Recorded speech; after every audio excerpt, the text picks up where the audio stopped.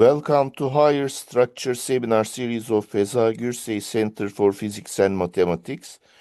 Today we have a brilliant young mathematician from Imperial College London, Bogdan Simeonov, and he will tell us about his results on the special Mackay correspondence and homological mirror symmetry for orbifold log CY Calabi Yau surfaces.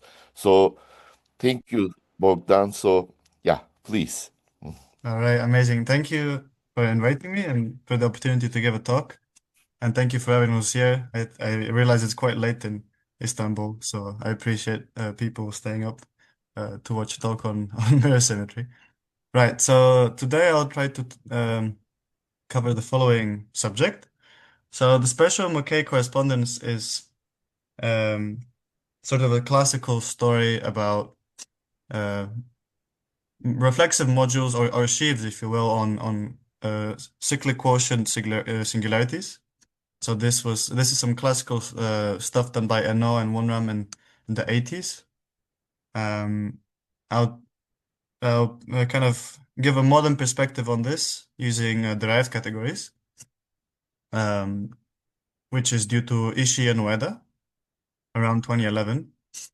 Um, And hopefully I'll manage to tie this story in algebraic geometry to some things in symplectic geometry via homological mirror symmetry. If there's time, probably there won't be, uh, but I'll try also if there's time to discuss some things in contact geometry and Lefschetz fibrations, which is called the positive stabilization, and how that's related to this whole story. All right. So this is more or less the plan for today. Just all right.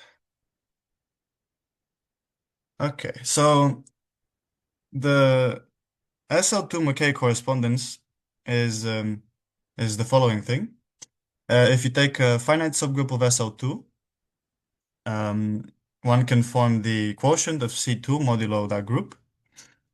This is known as a, for example, if G is cyclic. Let me give you an example. So I didn't write it, but so e.g. G is the following subgroup inside of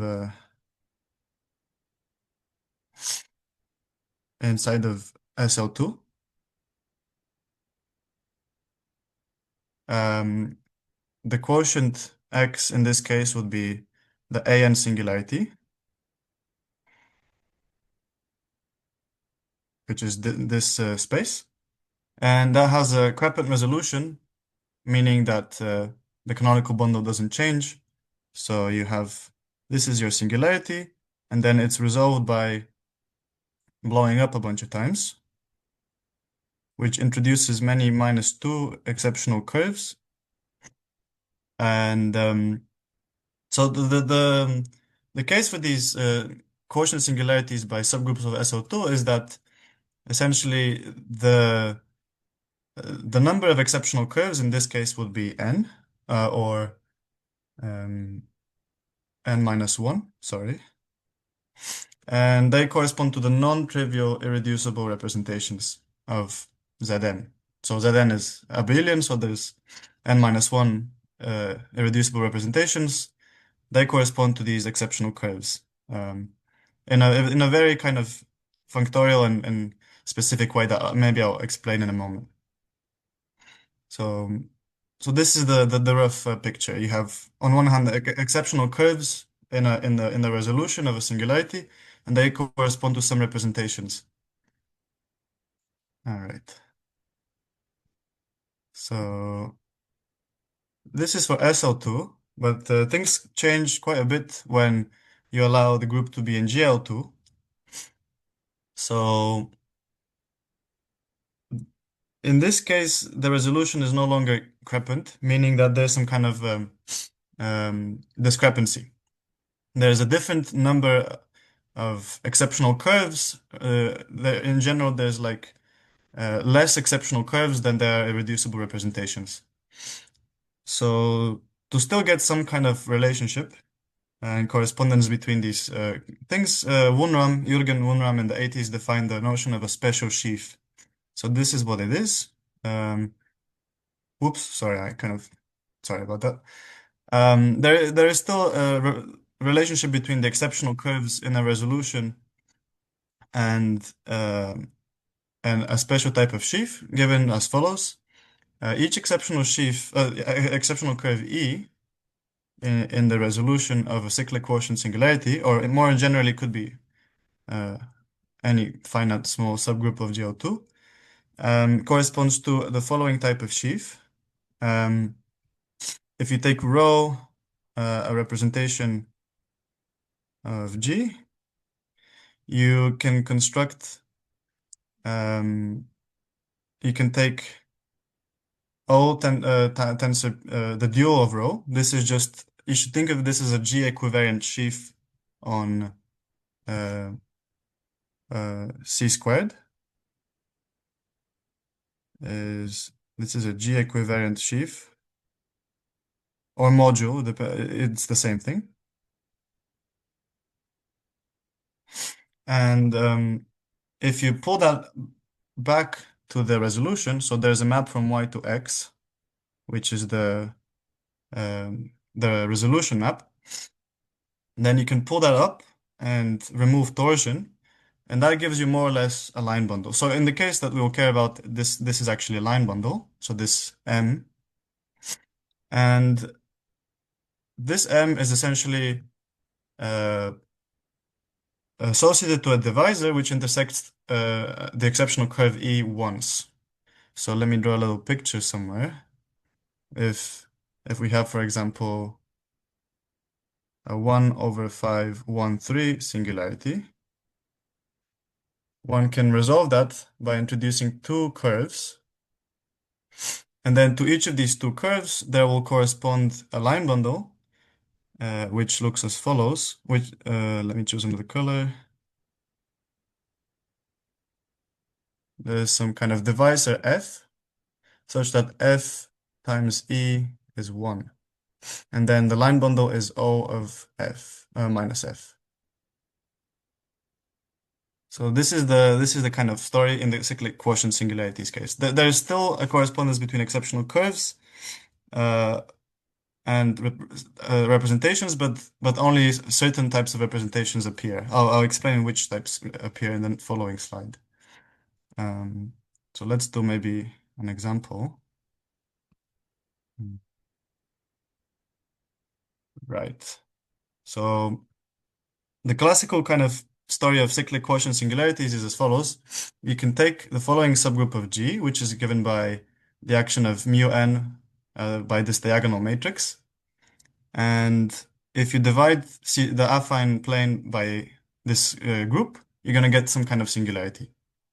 To resolve this is kind of a classic story. I guess you can do it in toric geometry.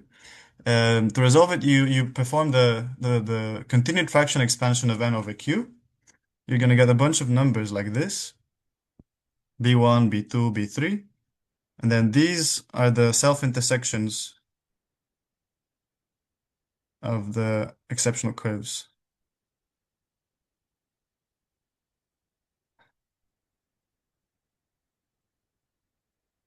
So, for example, when q is equal to -1, or n minus 1, sorry, then all of the b's will be 2.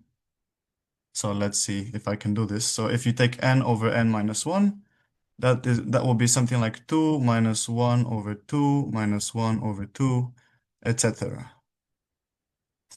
So that means that in the resolution of a 1 over n 1 minus 1 singularity, all of the curves will have self-intersection -2. But that doesn't need to hold true if the group is the number q is different. It could be some more complicated chain of self-intersection numbers. All right. So associated to the sequence of numbers is the following.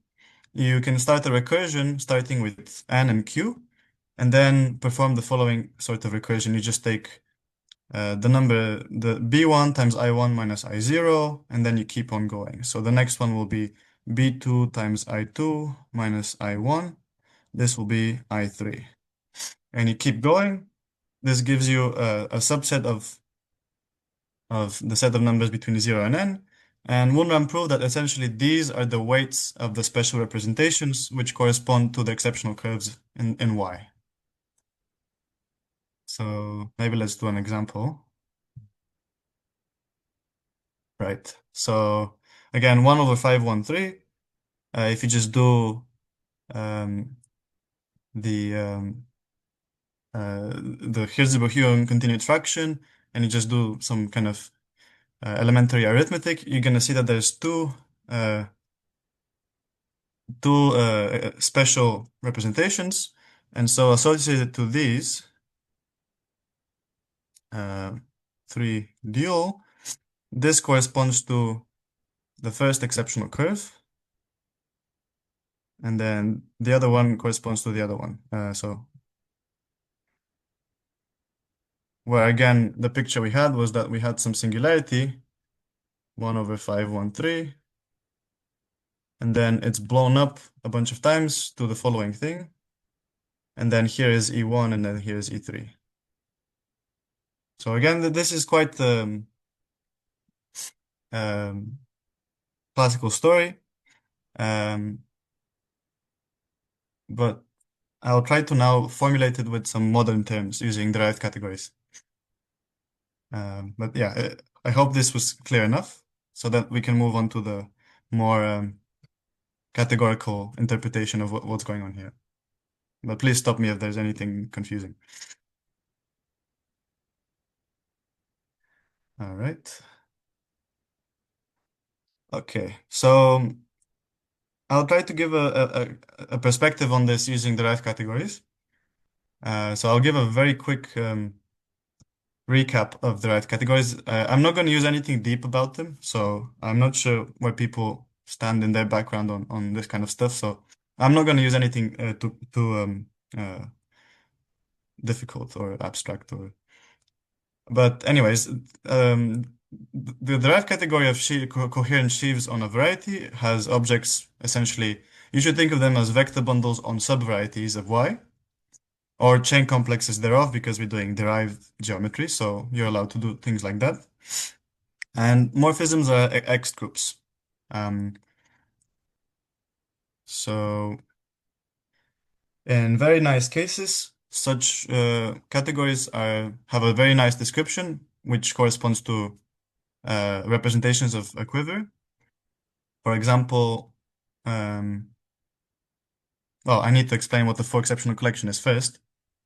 So a four exceptional collection is a bunch of objects which behave like points. So and the morphism algebra is just the cohomology of a point. They have only morphisms going one way, but not the other. So there is a direction to the morphisms, which is why it's nice to describe them using quivers. And they generate. So for example, the projective line, there's two line bundles which generate it, and there's two morphisms going from left to right. And so the derived category of coherent sheaves on P1 is actually the same as representations of this Kronecker quiver with 2 points and two morphisms between them. So if one is lucky, one can describe the category using a quiver, but that's not always the case. But for today, this is the type of situation that we'll be in. So in non-examples are Calabi Yau categories. So if you have a Calabi Yau variety, you have a Serfunctor, which is trivial, which means that if you have a morphism from A to B, you necessarily have a morphism from B to A as well. So you can never have only one direction of morphisms. So Calabi Yau categories are more complicated. They're sort of indecomposable. But categories with full exceptional collections are in some sense like semi-simple, where you can kind of break them down into pieces. All right. I hope that makes sense. Um, right. Okay. Oh, yeah, there's a question. Well, could you briefly remind us of the definition of Calabi Yau? Calabi Yau, right. So in geometry, so there's two different notions. In geometry, Calabi Yau means, Calabi Yau means that if you have a variety Y such that the canonical sheaf is trivial. So what does this mean? This is quite fancy. I guess if you prefer differential geometry, you can say that the top exterior power of the tangent bundle is trivial. Or if you want, C1 of the tangent bundle is 0. These are all the same condition. So that's in geometry, but in category theory, Calabi Yau means there's this is the geometric. So, but in terms of a category, it means that there exists a Serre functor. Serre is spelled with 2 R's.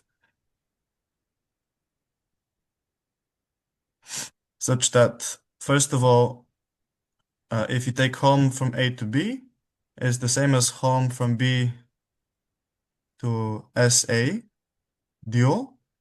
And then, moreover, this Serre functor is the same as shifting by n. So this is a Calabi Yau n category, means that the Serre functor is essentially shifting by n. In general, the Serre functor for a random variety will be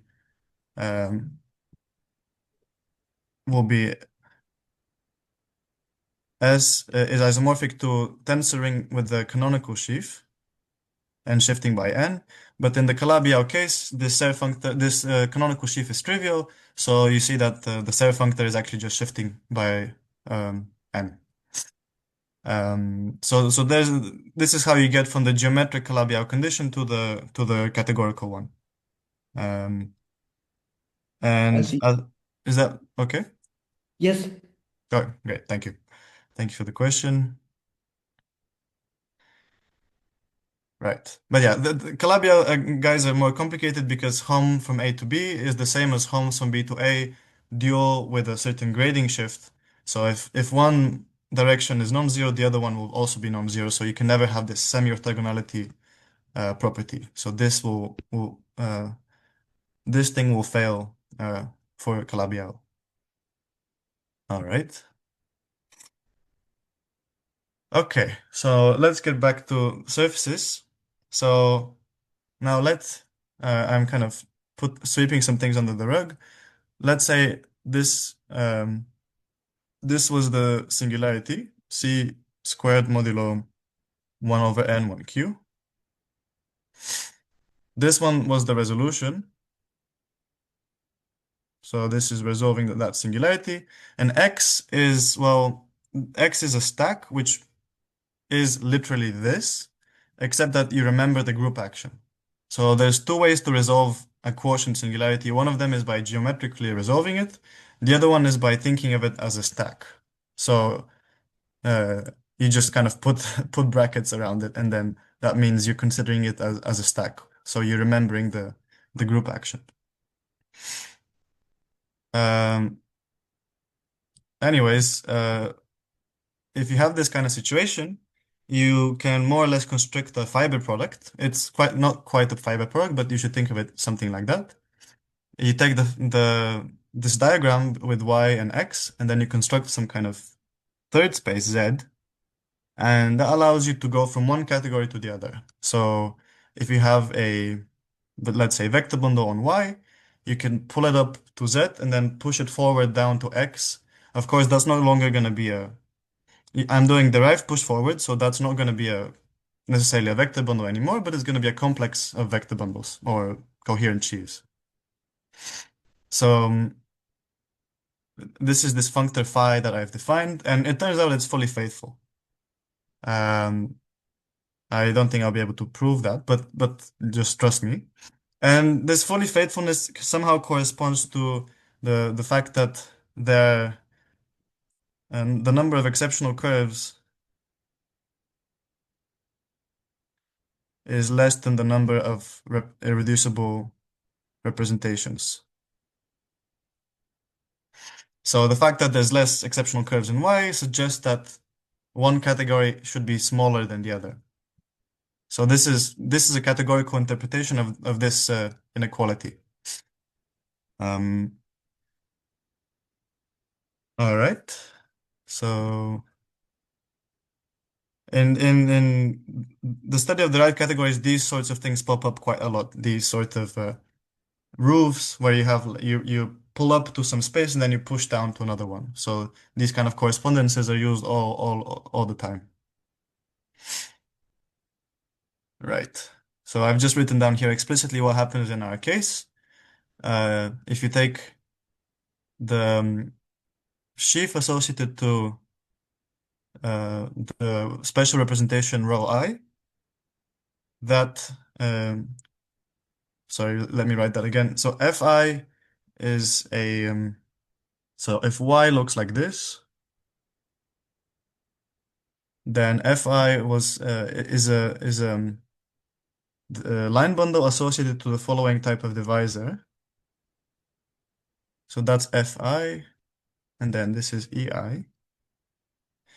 So the line bundle on Y corresponding to this divisor is being sent to the sheaf to the representation O tensor rho I. So to the special I. So this is the kind of picture, which is more or less the same as what Wunram had done before, except that now it's phrased in terms of functors between derived categories. All right. Cool. So let's see. All right. So this functor is fully faithful, but it's not for G not being an SO2, it's not going to hit everything because there's more representations than there are exceptional curves. So there will be some residual component. It turns out by just some kind of straightforward computation, this residual component is generated by skyscraper sheaves at the orbifold point, equipped with some representation, which is non-special. So it's not part of the special representations of Wunram. There's a residual component, so it's just a complement to that set. Those sheaves generate this residual part. That's very nice. The problem is that these don't always give an exceptional collection because in some cases you might get morphisms both ways. So here I've written down an example. Let's see, I've written down P2 and P4. Yeah, so you take the following sheaf and in general, so there's going to be a map like this and also a map like this. This is because, so on one side, on one hand, 2 plus, let's see if I can do this right. 2 plus, well, I've written 4, but it should be 6. My apologies. It should be 6. 2 plus 1 plus 3 is is 6, and then 6 plus also 1 plus 3 is 2 modulo 8. So apologies, this here should be a 6. So there's a computation like this that you can do that there's morphisms going from this guy from O tensor P2 to O tensor P6 and vice versa. So this is not an exceptional collection. It only generates this component, but it's not exceptional. Yeah, apologies for this mistake here. All right. So that's not very good, but it could be. So here's a picture of the Mackay quiver, and for the case of 1/711. In this case, these actually do form an exceptional collection, as you can see. If you ignore these are the special representations. So you kind of remove them. The rest are the non-specials. So EI is O tensor PI, O0 tensor PI. And in this case, you do actually get the full exceptional collection because all the morphisms go in one direction. But in the previous example, we saw that that need not be the case. But there is a way to remedy this. Ishii and Weather described an alternative set of objects supported at the point, such that one gets a full exceptional collection for this residual component. So I'm not going to get into the details of this construction, but more or less these sheaves are thickened skyscrapers. So one just has to be very clever of how to modify the collection from before to make sure that there's no morphisms going both ways. And there is if you wanted to see it, the definition is like this. It's some kind of weird looking thing. You have this module, which is C adjoint xy modulo x and then y to the jt. So this is what I mean by thickened. It's a module whose support is at the origin, but scheme theoretically it has it's a jth order thickening of the skyscraper sheaf. And then there's also some representation theoretic data.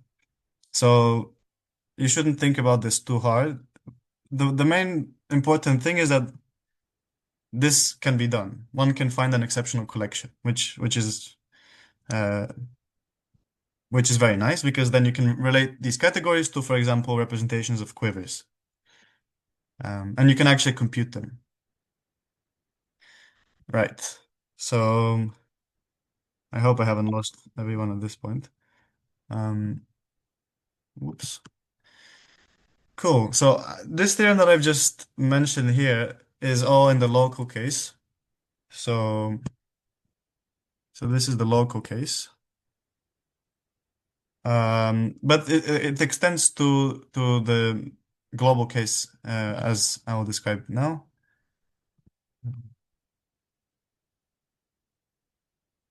All right.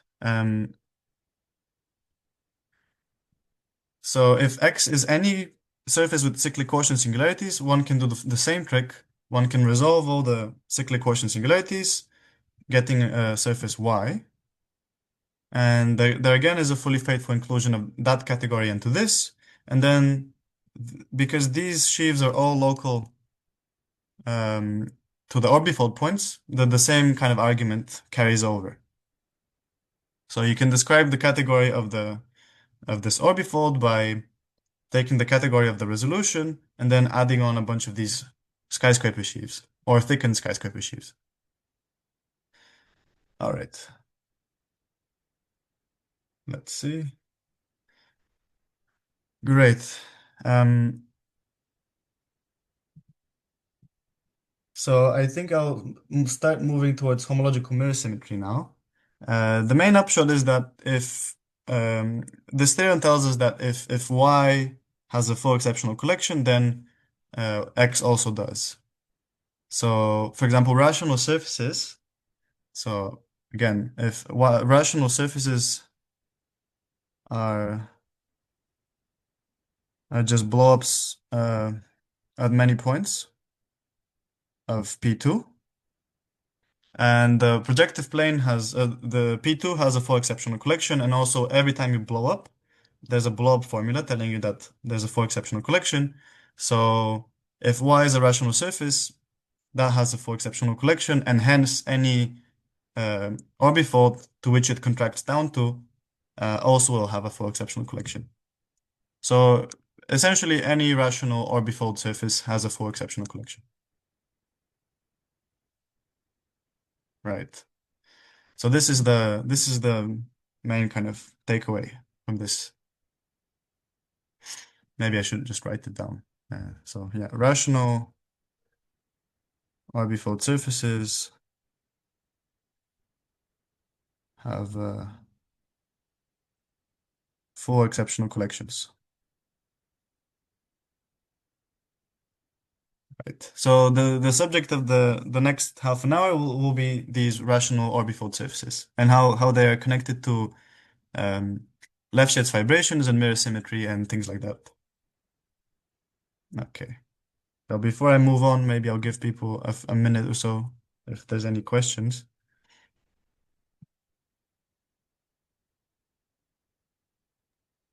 Can I ask a question? So this theory in the first part and second part, they are developed over C, complex number field. Is it possible to develop the theory for p-adic fields or algebraic closure of p-adic fields? That's a good question. Um, unfortunately I mostly think about things in over C, but certainly people in mirror symmetry do things over other fields sometimes, and there's arithmetic aspects of mirror symmetry. I'm not uh, um, probably um, qualified to speak on that, unfortunately. But I think Janke will definitely have he has some papers on arithmetic mirror symmetry and things like that. But I'm not an expert on that, so I'm sorry, I can't really answer that. Oh, thank you. Yeah. Yeah. Right.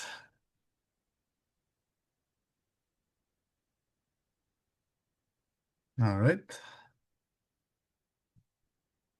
All right. So I'll just give a very quick big picture of what mirror symmetry is. There's not going to be this is just a heuristic kind of picture. So with I mentioned what Calabi Yau is a minute ago. So in mirror symmetry, Calabi Yaus are supposed to come in pairs. But a Calabi Yau variety is something that, it has a complex structure, but also has a Kähler form. So this is a complex structure, and then this is a Kähler form.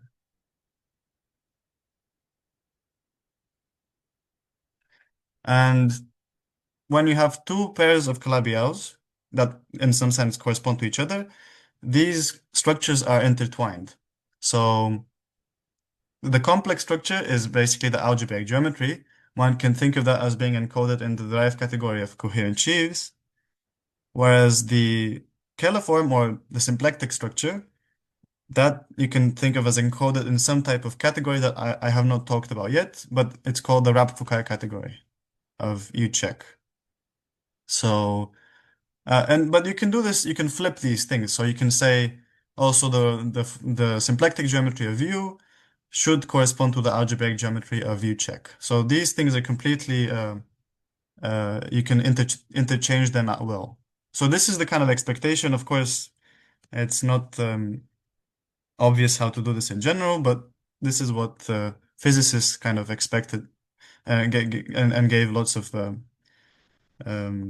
intuition of why this should be true.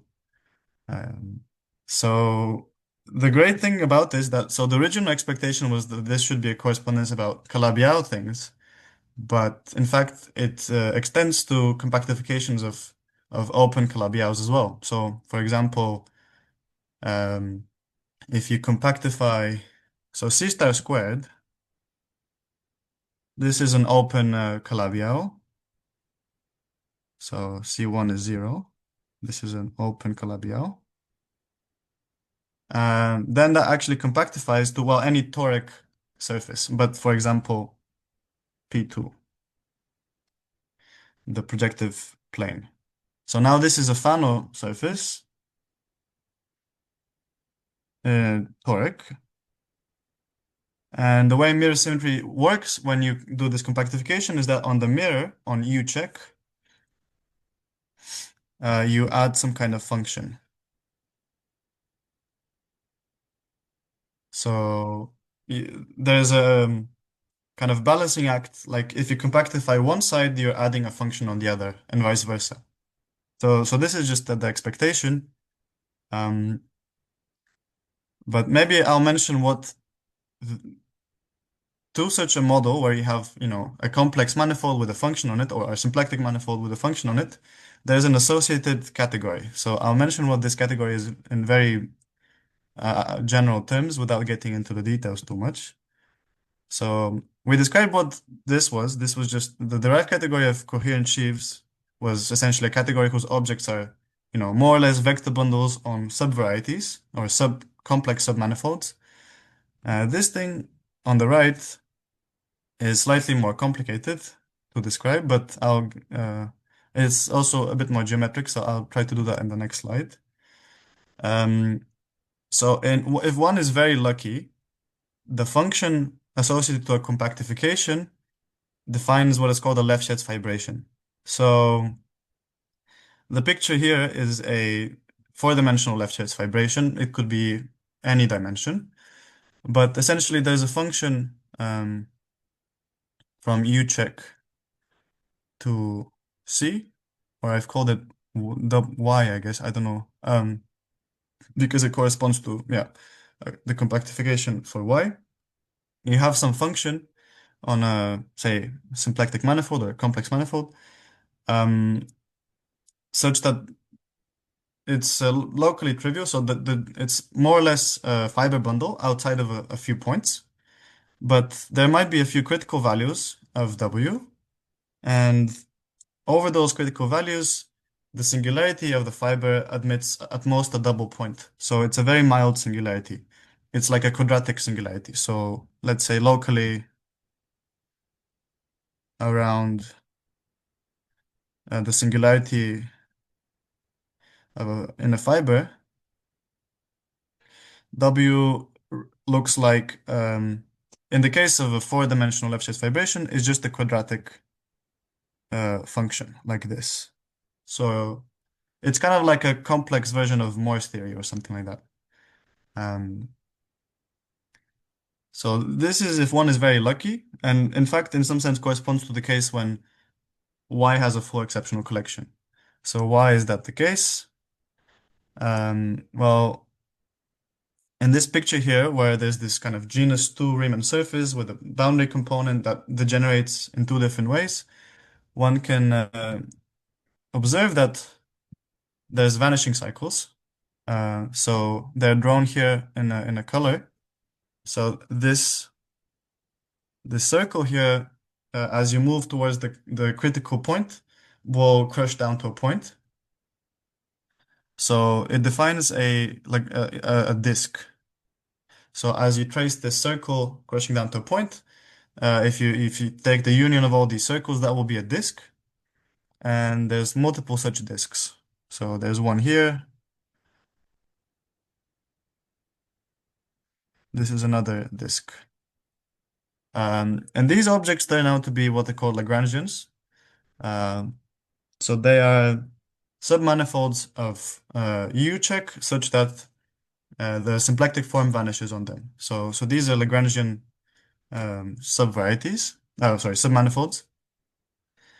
And if you intersect such a Lagrangian disk with a fiber, you get a circle. So that's what's called the vanishing cycle. Right. Oops, sorry.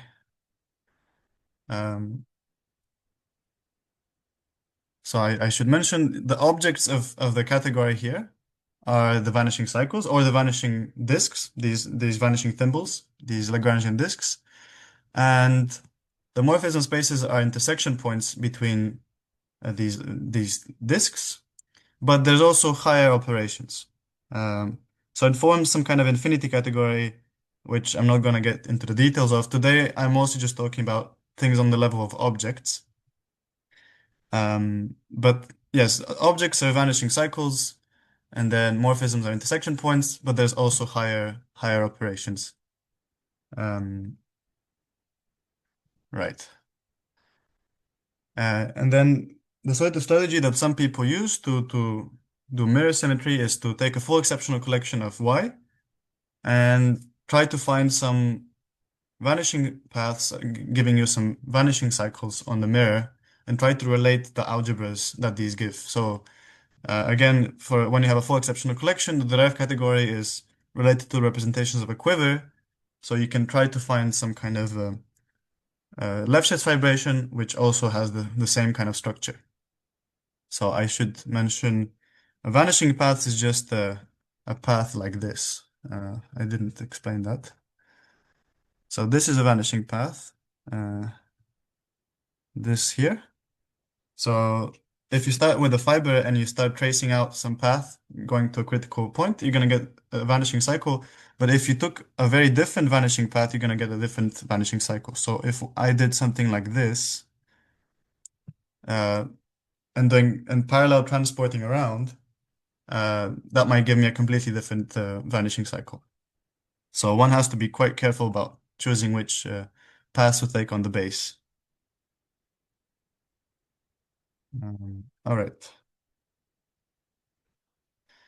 Right. So this type of category is called a Fukaya Seidel category. And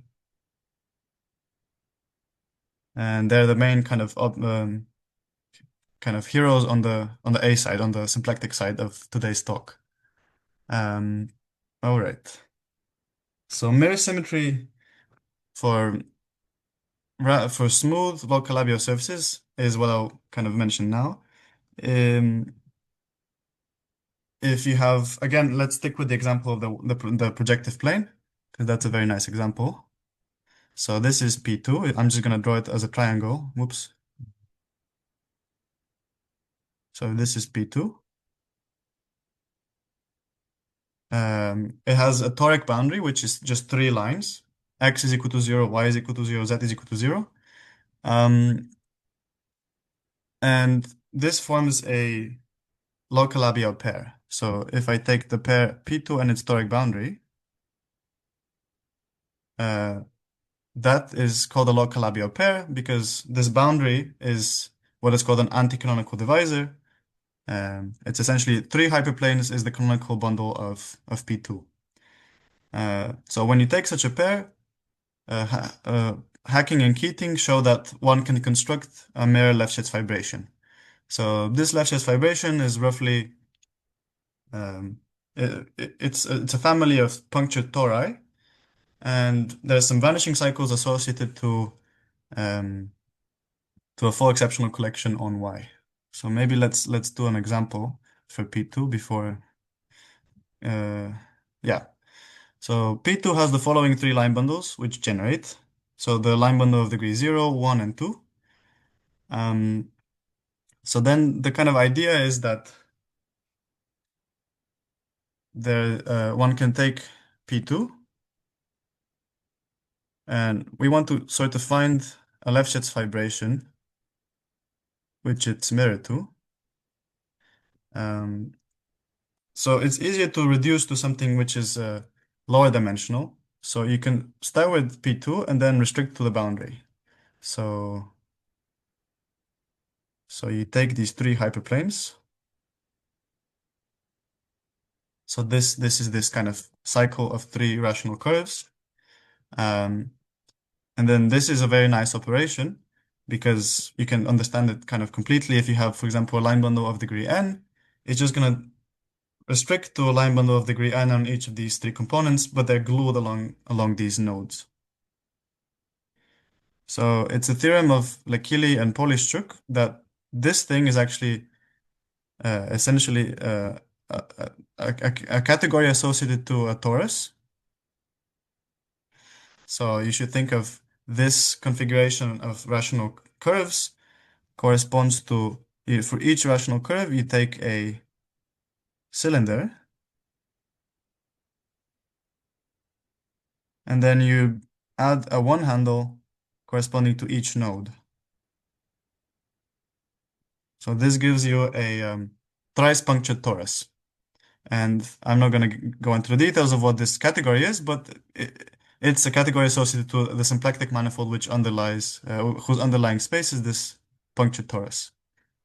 But this is precisely what we want because this punctured torus is what we expect to be the general fiber of the Lefschetz fibration. So then one can try to lift this to create a Lefschetz fibration. So here's a picture of what's going on.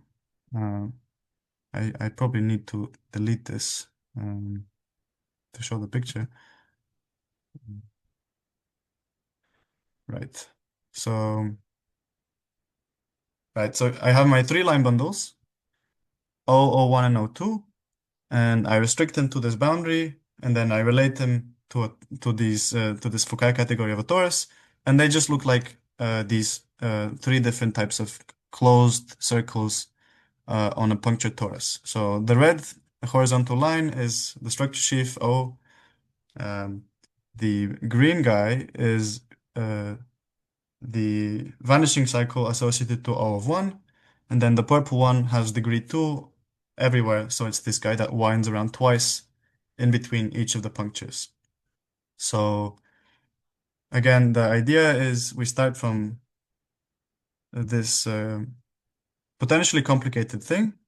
We go to one dimension lower to this singular, but at least lower dimensional thing that is related to the Fukaya category of a torus. And then the three line bundles on P2 correspond to three different types of circles on this torus. And then the final step is to just construct a Lefschetz fibration with these vanishing cycles ordered in the same way as in dB of P2. So that's the kind of trick. All right. So let me just reiterate what I've just said. You take these generating line bundles on a variety, you go down one dimension, restricting to the kind of boundary divisor. Turns out by work of Keel and Polishchuk, that is related to the Fukaya category of a torus, and you can explicitly match what kind of Lagrangian circles these things get sent to. And once you know that, then you can try to lift this to a Lefschetz fibration, whose general fiber is this torus.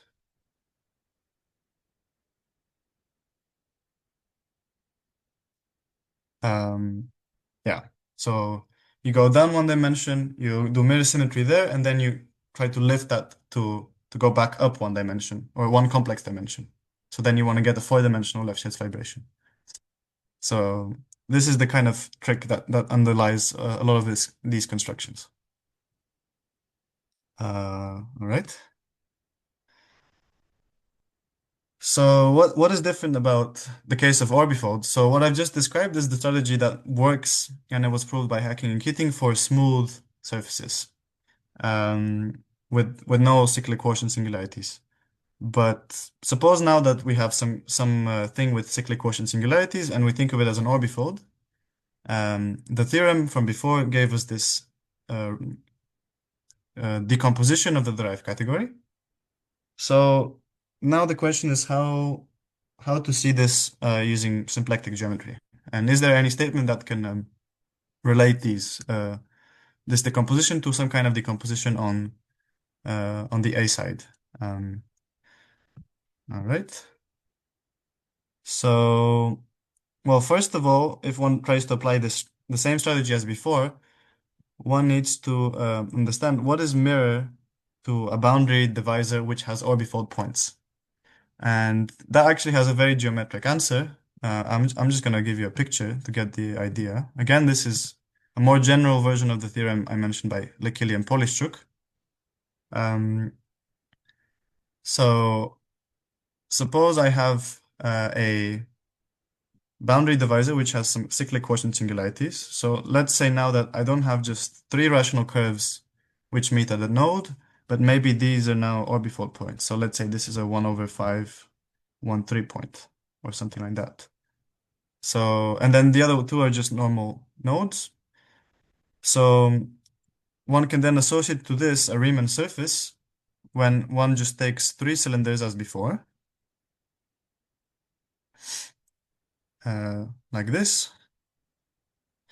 So for each node which is not an orbifold point, but is just a normal node in the usual sense, just a double point, one just adds one handle. So here I'm gonna get one handle. Here I'm gonna get another one handle. But for the orbifold point, I'm gonna do something more complicated, which is to add 5 handles. I guess it might be a bit difficult to do this in this case. So I'm just gonna say 5 one handles and then show you a picture that I've already drawn from in the next slide. And then this is not going to be a torus. This is going to be some high genus Riemann surface. So let's kind of draw this in a moment. But these one handles are attached by matching A with minus Q inverse A modulo n. So if you identify the circle, so these are two different circles. If you identify them with R mod Z, you can attach a one handle which connects A with minus Q inverse A mod n. So let me just give you a picture because that's a bit more illuminating than just the text. So here's a picture.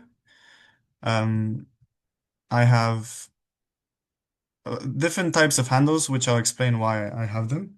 So the construction identifies a point A. I need to glue a one handle to the point minus, so in this case, Q is 3 minus 3 inverse A modulo 5, which is exactly, well, 3A modulo 5. So in this case, you see 1 is attached to 3, 3 is attached to 4, and then I also have these guys that 2 is going to 1, and then 4 is going to 2. So this gives me some Riemann surface with boundary. And well, the most important thing to see is that, remember, there were these special representations, these special I, inside of 0, 1, 2, 3, up to n. And under this map going from A to minus Q inverse times A modulo n, this is actually order preserving. So if you do this map, it's going to be order preserving, so there will be some kind of torus. So this special set here is 1 and 3 and 0. So in this case, I is just 0, 1, and 3. And then this map is order preserving, so you can think if I just attach one handles to these special kind of numbers, I'm gonna get a torus. But then once I start adding these non-special handles, it's gonna be higher genus. So 2 and 4 are non-special, and you see that now you get this kind of overlapping going on. So it gets a bit more complicated. But what this tells us is that essentially there is a torus. There's a torus inside of this surface. Sorry, not exactly inside, but one can get this surface from the torus by attaching the non-special one handles. All right. This should kind of now, I hope that then this picture is starting to tie in with this Wunram stuff about special representations, that there's a fully faithful functor which only cares about the special representations, and then there's a residual component which is the non-specials. And then this should, I hope, kind of be a geometric way to see that. So formally, the theorem, part of the theorem is the following. You have this fully faithful functor which came from representation theory and this Wunram story and this Ishii-Ueda functor, which is on the level of surfaces, of complex surfaces.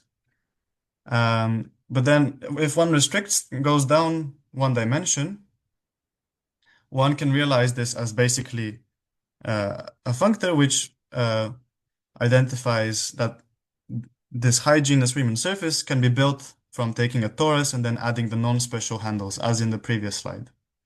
So this is some kind of homological version of the picture I just drew.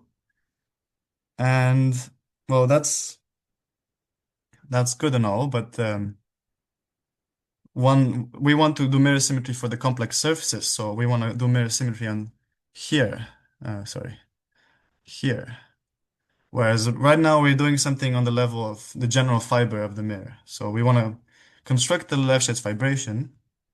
So what's the trick? Well, this tells us that one can take the mirror to Y. So this has some mirror.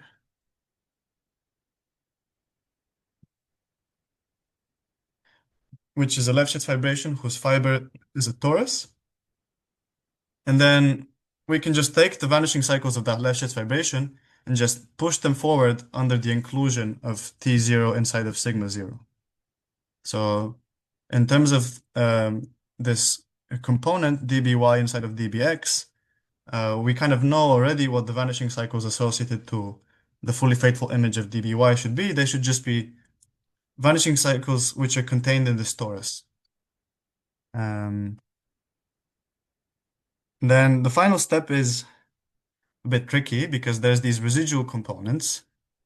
So remember that, dB of x, has this non-special component and then 5 dby. So then one has to figure out what's going on for these things. So one has to construct some kind of circles in this hygienous Riemann surface in sigma 0. And this is slightly more tricky. And given the time, I'll be very brief about how to do this. But let me just give maybe a picture will kind of be enough. So by doing some homological algebra, one can replace these sheaves by a certain two-term complex.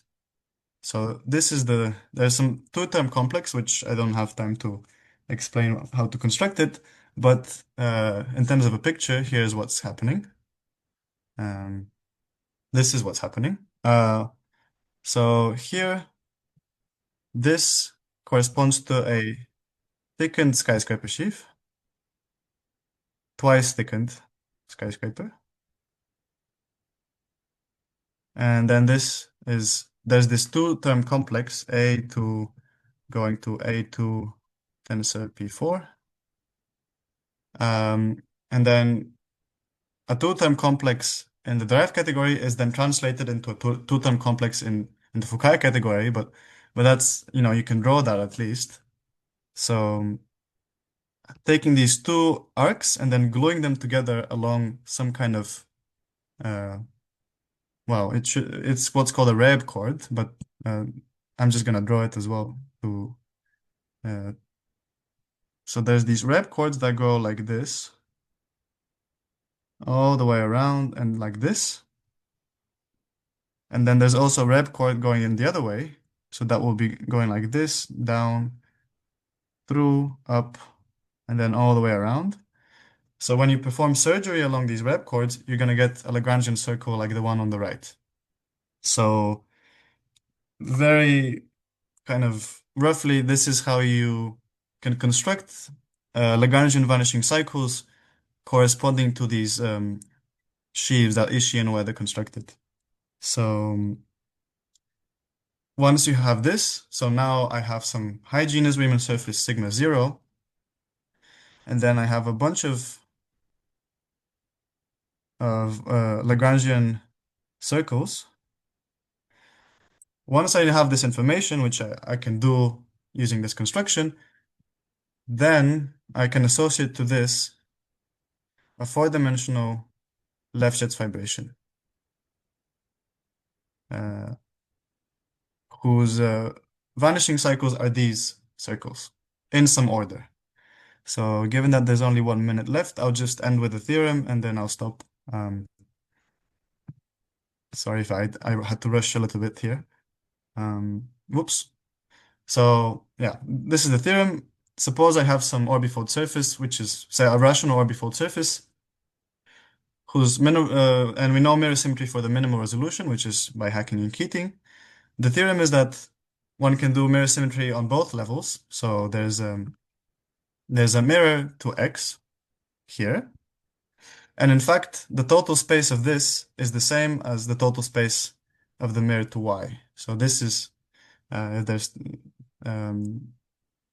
this is what one should expect because Y and X are compactifications of the same Calabi Yau open variety. So the mirrors to them should be essentially two different types of functions on the same space. So this is what the theorem is saying. There's mirror symmetry on the level of both Y and X. And then this functor, which we talked about in the first half of the talk, this fully faithful inclusion has a very nice geometric interpretation on the mirror using what's called a positive Lefschetz stabilization, which appears in the study of contact three manifolds and was studied by people like Giroux and etc. But that is a subject for another day. So I think I'll stop there.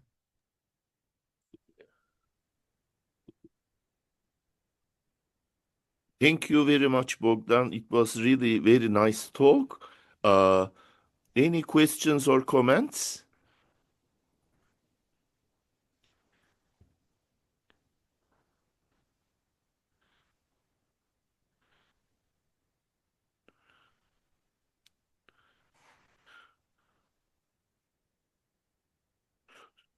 So this relating that representations of GLNC with the geometric objects, that's quite interesting. First discovered by what was his name? I forgot that German. Yeah, Wunram. Wunram, yeah. Mhm. Yeah, it's Which year this result is from? it was in the 80s. I forget exactly which year. I think I maybe see. 88.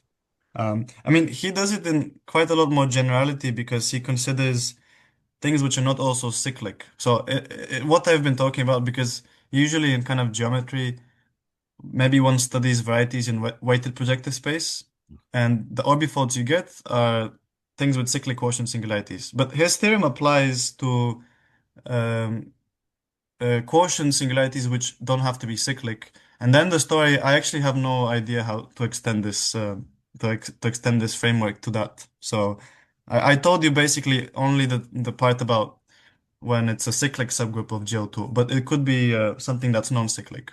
For example, in some ADE cases, um, you can have, yeah, for example, some non-cyclic groups like dihedral group or something like that.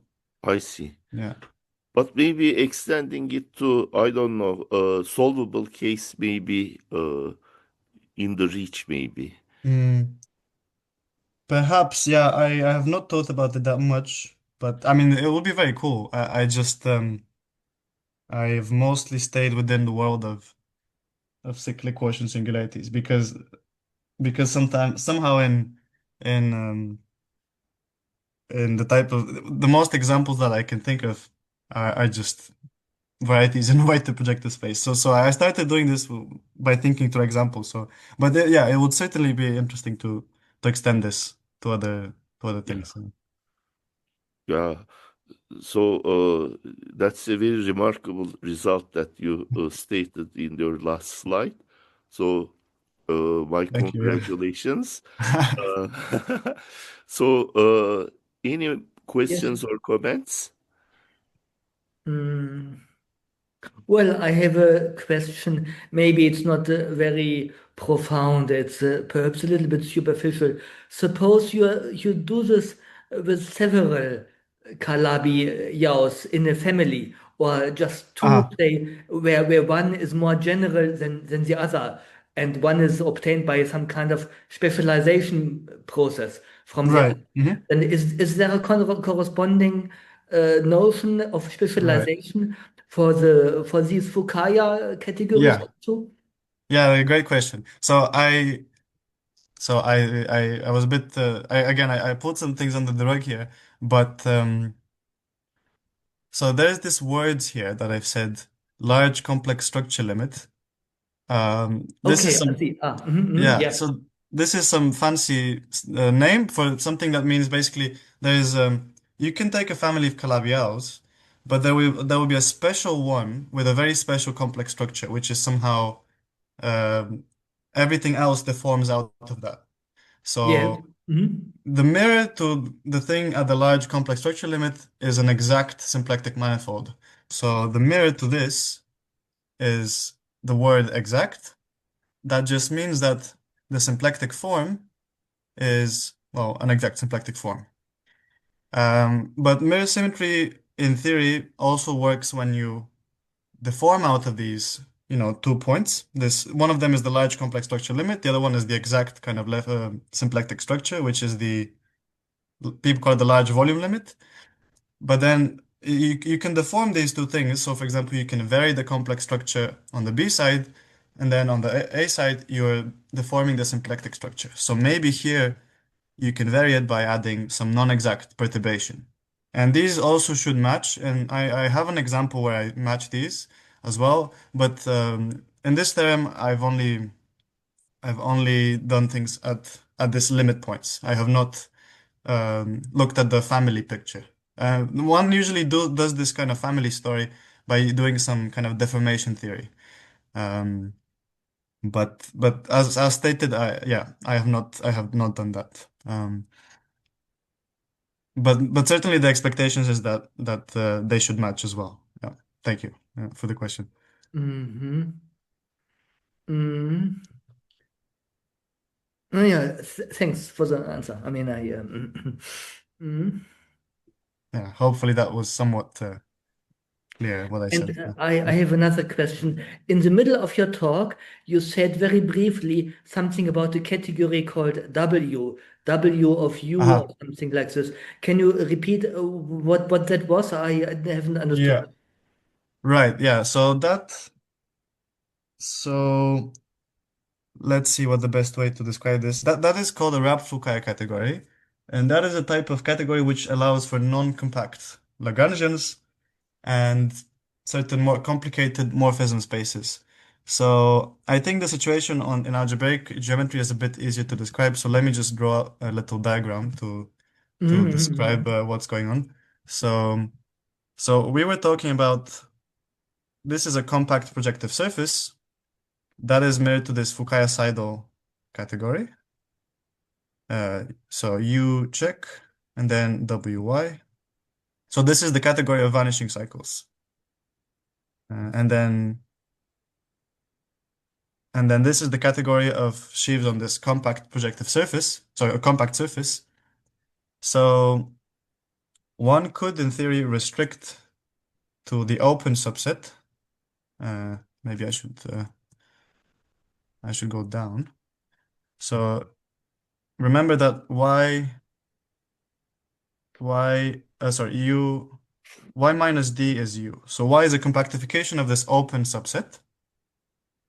So one could restrict down to u, and then this is known as a localization. So basically, you are allowed now to invert functions which have you're allowed to invert things which have poles on the divisor. So you can localize to get this category of sheaves on the open subset, and then there's a similar procedure on the A side, which also allows certain morphisms which did not exist before. So um, in fact, these are all compatible with each other. You can localize both, and then you still get equivalences. Um, Mm-hmm. so it is a bit tricky to explain what exactly this wrap category is, but you should think of it as some sort of localization of the category. So this is it's a proper category, meaning that morphism spaces are finite dimensional. Mm-hmm. And the same is true on the B side. When you localize, that no longer is the case, and that's because somehow the morphism spaces downstairs, there's a notion of wrapping. Basically, there's some Reb chords, if you've heard that word, I'm not sure, but Reb chords can wrap infinitely many times in this category here, which gives you some kind of infinite dimensional Hom spaces. So this is no longer proper. Uh, Mm-hmm. Mm-hmm. Mm-hmm.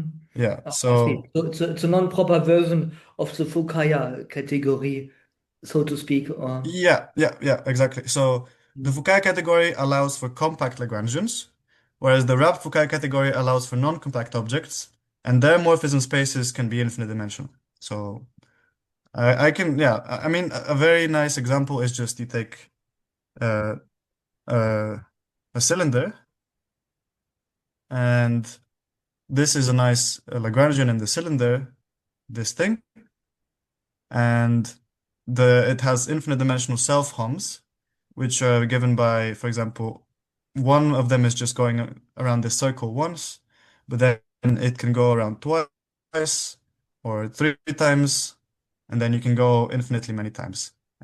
So you allow more morphisms than in the compact Fukaya category.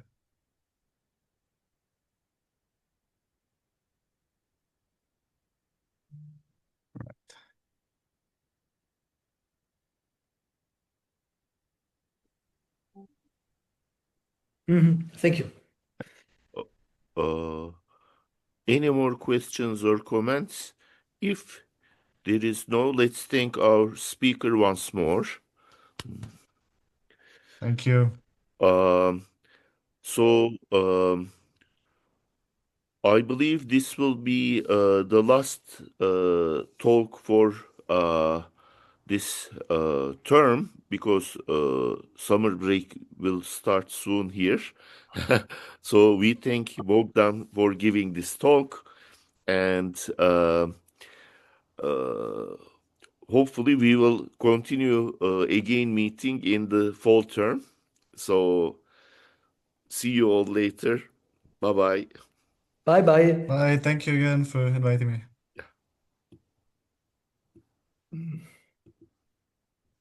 Bye, Bogdan. Bye, Ilhan.